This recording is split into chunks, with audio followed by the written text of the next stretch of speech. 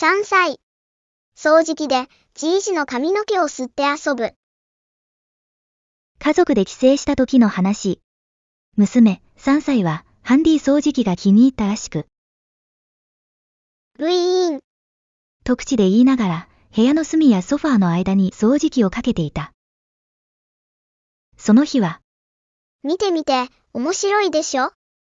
と、じいじの少ない髪の毛を吸い込ませていた。ただでさえ毛が少ないんだから、やめてあげて。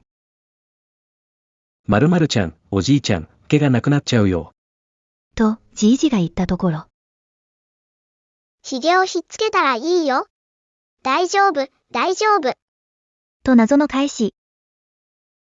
確かに父のひげは、それなりにふさふさだけどさ。ひげを頭にひっつけて、髪の毛にするって発想はなかったわ。ほのぼのしねえよ。やめてあげて。